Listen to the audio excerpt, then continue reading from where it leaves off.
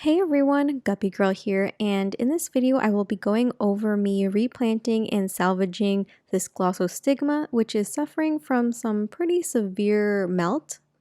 I will also be planting this in little Dixie cups, and this is definitely not necessary. I just do this because I don't have room in tanks, or I don't want fish to uproot these plants as they're transitioning from being terrestrial to aquatic, so that is why I plant them in cups. But you can definitely plant these straight into your tank. Today we are going to be saving this glossostigma. This is the tag that was on there. So this plant came in a pot, and this was one I got at the auction at the AGA, and it has been a few days since I've been able to get around to this plant in particular. I have so many plants I've been planting.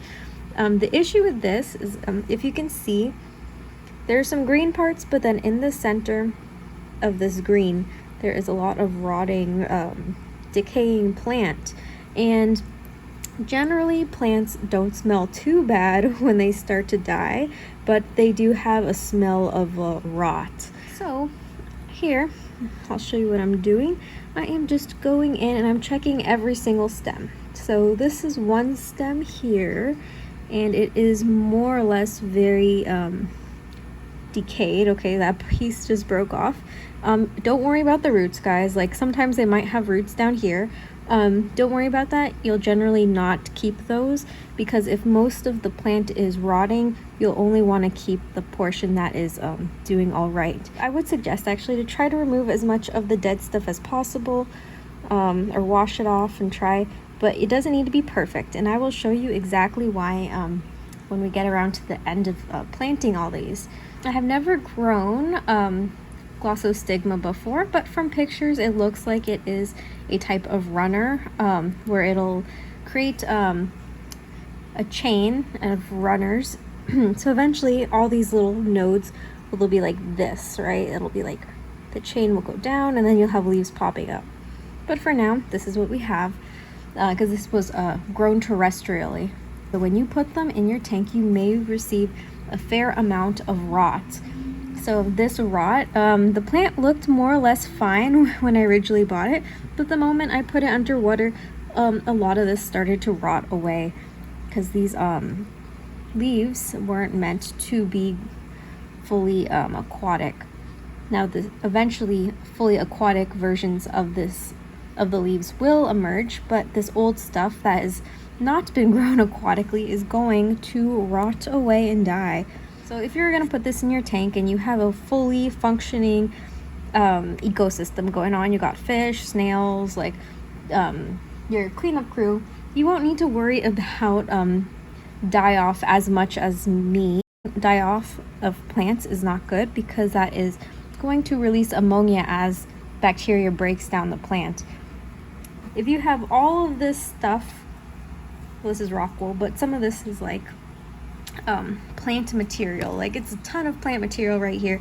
If you have all of this dying off in your tank, you're going to create an ammonia spike, and if you have a smaller amount of volume, that water is going to foul up a lot more faster than if you had like a 50-gallon or something, right?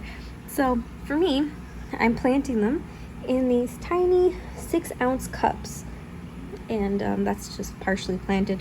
So 6 ounces is a very small amount of water, and I do not want to leave too much of this dead stuff on each plant that I plant into the cup, because that's eventually going to turn into ammonia. So I'm going to use some tweezers. I generally like these thicker ones better, because you can make a hole, like you can push down and like turn it and make a hole for the roots to go in a little better. But because I'm working in such a small little tight area, I'm going to be using these, since I can go at it at an angle, while these ones you can only go like pretty much straight down most of the time. If I had more width up here, I could kind of have more of an angle, but in general I like using the thicker ones. But for this situation, and we're dealing with such a tiny little plant, I'm going to be just putting them in here.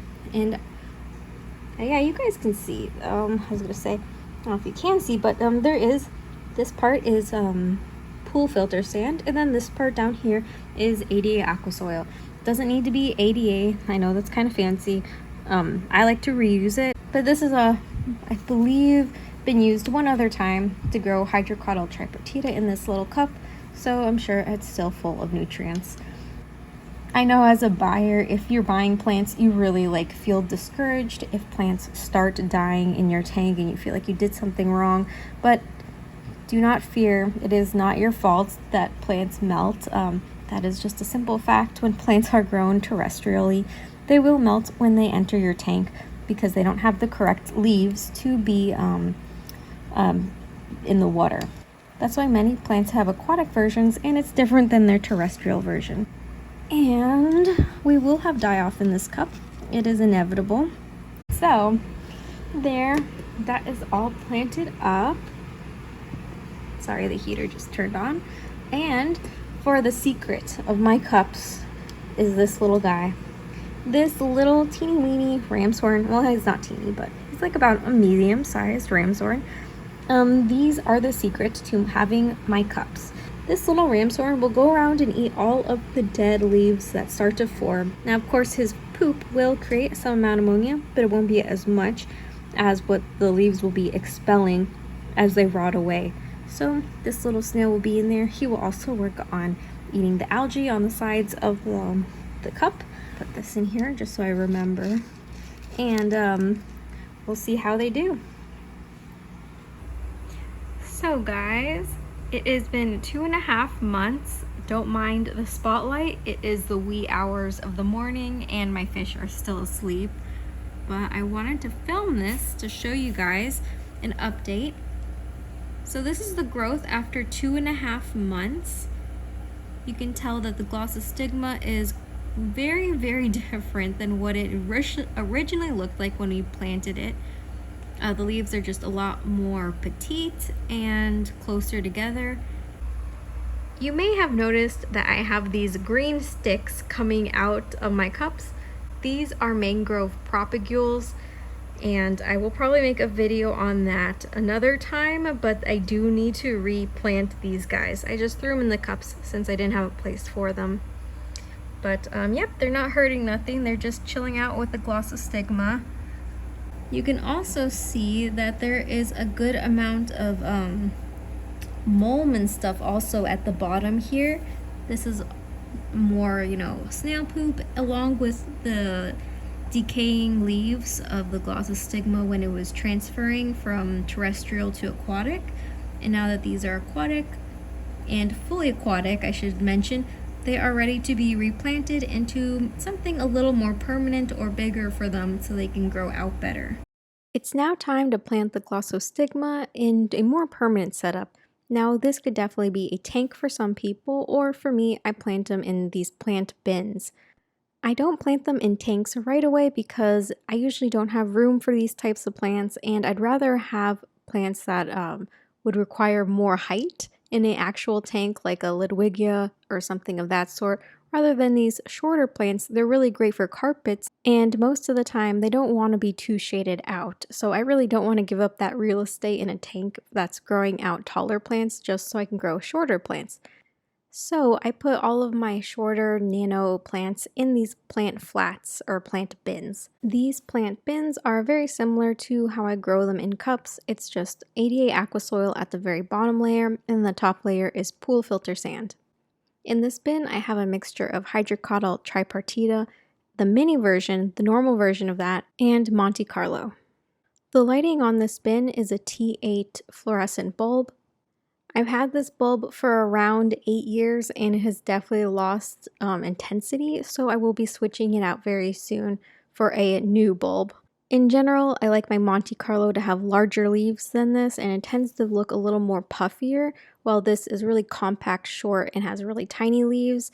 I have found that if you don't have enough light, the leaves get really, really tiny, just like these, but in general, with stronger light, the leaves will become more rounded and bigger. I can see the same issues happening with the glossostigma. It was growing in these cups with the mangrove trees, and those trees were blocking out light for some of the areas in the cup, and so as a result, some of these plants are really, really tiny, and other ones look really nice and lush. So obviously they were getting a little too shaded out with the trees growing in the cup with them. Another good reason that I needed to replant them. Water changes are far and few. I do about once a month, about a 50% water change to 100%. It's just whenever I remember, and if the plants are looking mediocre, it usually means that they need a water change, and usually afterwards they perk right back up. Glossostigma is coming up to be a really cute tiny nano plant, and I think would be really great in some scapes. I especially like the way it looks when it's growing through the mangrove roots, just like in between the roots and popping up. Yeah, it just looks really amazing. And this is giving me some ideas for a scape maybe in the future. Obviously, these mangrove trees aren't going to stay this tiny and they're going to get quite large, but just the concept and idea of how the plants are growing out from beneath the root structure is really nice.